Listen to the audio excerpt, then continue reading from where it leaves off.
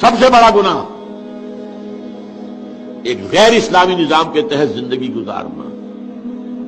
اگر آپ نے پیسیولی اس کے خلاف کوئی جدوجہد آپ نہیں کر رہے تو آپ کا ہر سانس جو ہے وہ حرام ہے. سانس لو سانس بھی آہستہ کے نازک ہے بہت کام آفاق کی اس کار گئے شیشہ گری کا.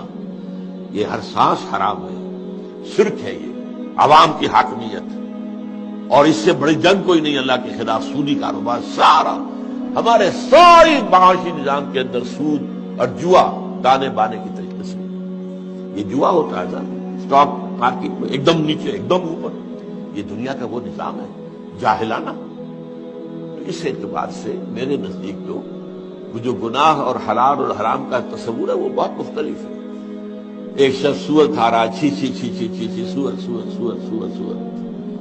ایک شخص بکری کا گوشت کھا رہا ہے لیکن اس کو خریدا تھا اس نے کسی کی جیب کاٹ کر. کیا کھا رہا ہے حلال کے حرام؟ سمجھ میں آیا؟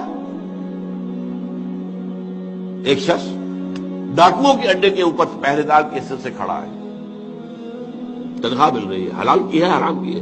ڈاکوؤں کا اڈا ہے. یہ ڈاکوؤں کا اڈا ہے یہ نظام اللہ کے باغیوں کا. اور اس کی ہم سروس بھی کرتے ہیں چاکری بھی کرتے ہیں. اس کے اندر سارا نظام بھی ہے اور کسی کو ہوش ہی نہیں. اس نظام کے خلاف جدوجہد کرنا بھی فرض ہے. نہ علماء کو معلوم ہے نہ علماء نے واضح کیا. وہ ایک فقہی اسلام جو ہے اس میں تو یہ چیز ہے ہی نہیں. اس میں تو جہاد بھی فرض عین تو ہے ہی نہیں. جہاد کے معنی جنگ اور جنگ جب ہوتی ہے تب ہوتی ہے اور جنگ بھی ہر شخص پر تو فرض نہیں ہوتی.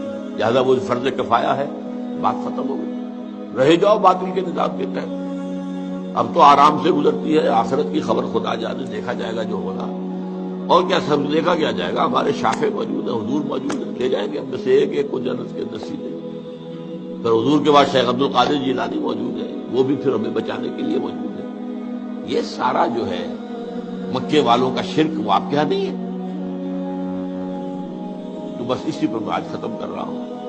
اس براڈر پیغام اور براڈر سطح پر دین کے پیغام پر غور کیا کیجیے.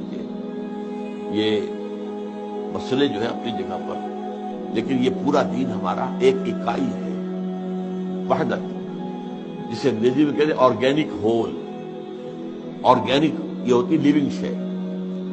ایک جو ہے ڈیڈ شے ہے. ایک 2 جو ہے کلو گرام لوہا ہے اسے آپ کاٹ کے وہ چھٹانکوں کے اندر بھی تقسیم کر سکتے ہیں. لیکن ایک بکری کو تقسیم کر کے آپ وہ زندہ تو نہیں رہے گی ختم ہو جائے گی. جاندار شے جو ہے وہ تو رہتی ہے تو ایز اے ہول رہتی ہے. وہ اس کو پارسل کر دیا جائے تو نہیں رہے گی جان کے ساتھ.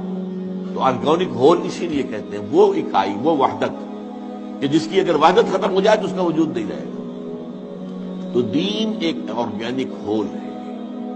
یہ پورا نظام زندگی انفرادی ہو اجتماعی ہو یہ سب اس کے تابع ہے. یہ ساری چیزیں آپس میں مربوط ہیں. نماز کس لیے فرض کی گئی؟ وَاسْتَعِينُوا بِالصَّبْرِ وَالصَّلَاةِ. مدد حاصل کرو صبر سے اور نماز سے. اور مدد کس چیز کے خلاف حاصل کرو؟ باطل کے خلاف جدوجہد کرنے کی. اچھا جی بہت شکریہ جزاکم اللہ.